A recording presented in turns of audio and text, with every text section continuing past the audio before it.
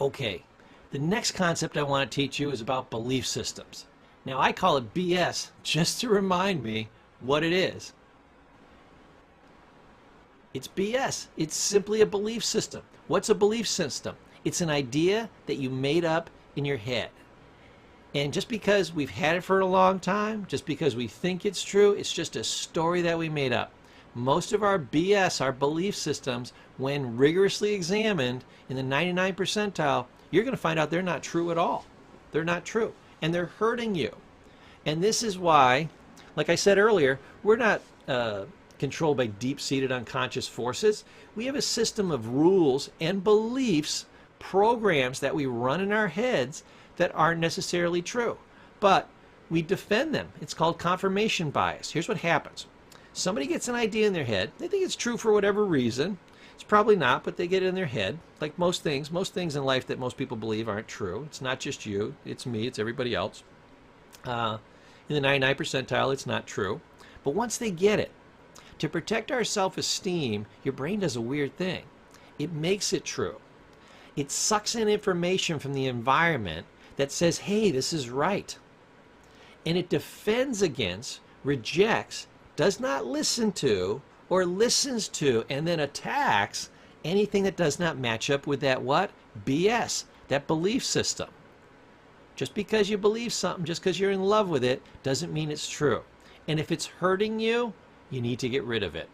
Use the REBT, look through your belief system, find out how it's not true, use that to dispute it, to destroy it, and then reprogram it with a positive belief system, okay, that'll actually work for you.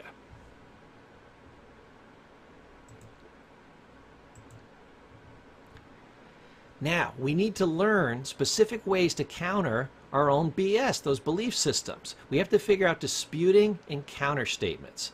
So disputing is looking at an idea like, I never seem to win when I play cards. Okay, you believe you're a bad card player. I would dispute that. Why? Maybe I wouldn't even dispute it. Maybe you are a bad card player, but I would dispute that you are a bad card player. What's the difference between a bad card player and a great card player? Time, practice, study. So it's not that I'm a bad card player. I haven't spent enough time doing it. I haven't spent enough study doing it. I haven't done enough practice doing it. I could be an amazing card player. It's not I'm bad at math. I haven't studied math. I haven't removed my mental barriers against math. I haven't figured out how to have fun with math so I enjoy it. It's not that I'm bad at math. It's not like I'm genetically defective. I would dispute that. Okay? Now, we've got a lot of other belief systems that we can go through and we can dispute. This is why people always get in fights about politics. Because remember what I showed you in the last section, that you get an idea, you think it's true, you defend it, and then you solidify it with all this proof, okay, that it's true, and then it becomes true what? Not in reality, but for you. So even though, say you're a Republican or a Democrat, from a logical scientific perspective, they're both right from a certain perspective. That's why half the country believes one and half the country believes the other, okay? Now, using these defense mechanisms and using these strengthening mechanisms, they're both equally sure they're right and they bang their heads.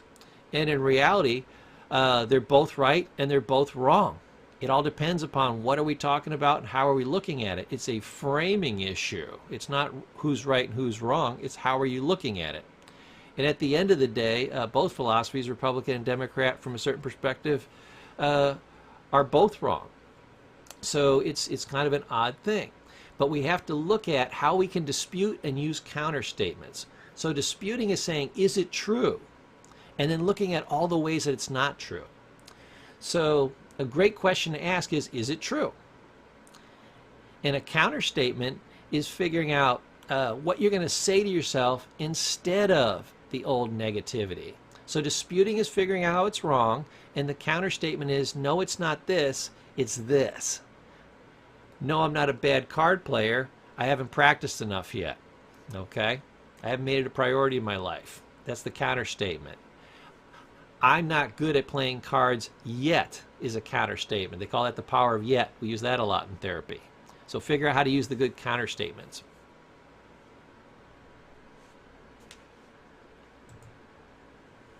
Okay, here's some good counter statements here and different ways of thinking about things. In REBT, they call saying, oh, I must do this or I must do that. They call it masturbation. Albert Ellis had a good sense of humor. He liked to think of things that would make him laugh as he was coming up with his therapy system. Don't tell yourself you must do this and you must do that. If something's not a must, don't tell yourself you must do it. That's too heavy. That'll crush you. He said also you shouldn't should on yourself. Okay? All these shoulds. Oh, I should have done this and I shouldn't have done that. Well, throw open the door of your time machine, jump in your DeLorean, and go back in time and change it. You know, I should have bought Microsoft when it was $1 a share. You know, you can't should have done anything. That's why they call it shoulding on yourself, because it would literally take a time machine to make it happen. The past, they call it the perfect preservative, because not a slice of it ever changes. Not a millisecond of it ever changes. Once it's over, it's over. So stop shoulding on yourself. And people say, oh, I have to do this, I have to do that. I don't know. Dispute it. Is it true? You have to do this, you have to do that. Oh, you know, you have to worry about this and you have to think about that. I don't know that. Ask yourself the question again, is this true? That's a powerful question. Now, next one. What if thinking. This is classically something that happens a lot in anxiety or people that doubt themselves. You know, what if this happens? Or, you know, what if I ask the pretty girl to dance and she says no? Switch it to so what if. So what if the pretty girl says no? What does it mean? Think about it. Why would she say no? A, she has obviously no taste. That could be it, right?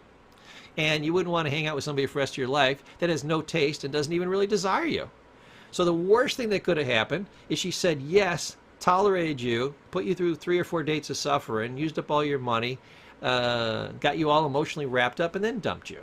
So looking at what if and making it so what if changes things dramatically. Why else might, you know, he or she turn you down? They're stupid. They're neurotic. They're mentally ill. They're afraid of dancing. That's why they won't go to the dance with you. They're dating somebody else. These are all reasons where you want them. This is the best case scenario, is that they tell you no. So hopefully they say yes for the perfect reasons and they say no for the perfect reasons. 95% of the time, that's exactly how it works out. You know, if I asked a girl out and she said yes, that was 95% chance that was the right thing for her to say and that was the right person for me to be with. If she said no, even though I wanted her to say yes, she'd have been right 95% of the time to say no. I actually made out better. Okay, that's how that works. If you're worried about, say, making a presentation, say, well, what if I make a fool of myself? Say to yourself, so what if you make a fool of yourself? You know, you'll do that a couple of times and you'll stop doing it. You know, it'll solve itself. Big deal. I don't care what anybody else thinks. I care about what I think. That's rational, right? Irrational is worrying about what everybody else thinks. What you think determines your reality, not what everybody else thinks. That's crazy talk. So use the, make the what if become so what if. Prove it. This is where we use the is it true question. Prove it is another way of saying it. Oh, you think this or that. You've got this negative belief. Prove it. Prove to me right now that's positively, absolutely, scientifically, incontrovertibly true. Prove it. And you're going to find for 98% of your BS, your belief systems, you can't prove it. It's not provable. It's just something you like. It's more like a preference. Ask yourself, is this thing really important? This thing that you're worrying about and torturing yourself over. You know, me and my friend Nick, we had a kind of a joke saying that we would tell ourselves. We would say, in 100 years, who's going to give a damn? You know, if in 100 years nobody was going to care, we said, well, let's stop caring right now. Let's get a jump on this thing. We'll be 100 years ahead of our time. Here's a great therapy question that I always tell my clients to ask themselves. Not is this right or wrong? Is this helping or hurting? Is it moving me in the direction I want to go or away from the direction I want to go? And what works out best in the long run? Long-term thinking works out great. Short-term thinking, most of the time it doesn't even work out in the short term, but it destroys the long term. You're going to spend a very short period of time in the short term, literally minutes, hours, or days, and then the rest of your life in the long term. Always use long-term thinking. So great question to ask. So, Is this emotional or logical thinking? A lot of people are thinking emotionally. They're running these negative thought patterns through their heads, and they think it's actually logical thinking, like worrying. People think when they're worrying, they're being logical. No, you're being illogical. Logically, you write down the 5 things that could go wrong, and then you write down at least 5 solutions, okay? So you can nail down these things, then you forget about it. Worrying is doing that and then still running it over and over and over and over and over. This is like just some kind of stupid mental wind-up toy. This is completely wrong. Don't do that. Use logical thinking. You know, use the Spock method. Take emotion out of it and look at it, and then the emotion will go away. And you'll also come up with what? Solutions. Is this a good way to live is a great question. You know, is worrying a good way to live? Fearing the future? Fearing the past? Being mean to other people? Is it a good way to live? If the answer is no, stop doing it. Great question. Now, here's my question. Here's the therapy question. Who the hell sold you on that idea, and why'd you listen to them? Oh, I don't think I'm any good because my mother told me she didn't love me and blah, blah, blah, blah. That doesn't mean you're not lovable. Why the hell did she tell you that? That woman was insane. The only person who was more insane than her was you for believing it. It's not true. It was a lie. Don't believe lies. That's crap. So again, who the hell sold you on that idea? Who the hell told you that? Let's go hunt him down and give him a beating. It's therapeutic. It'll make you feel better. We have been sold, again, this imprint period thing, on a lot of ideas that are just fake and false and wrong. We bought into them. We never disputed them. We didn't know how to ask these questions, and we were stuck with them. Now you're free, and you have a complete system above and beyond all these extra things that I'm literally laying into REBT to make you powerful and be able to destroy these things. And here's a great question my old buddy Nick used to ask me. He said, how's that working for you?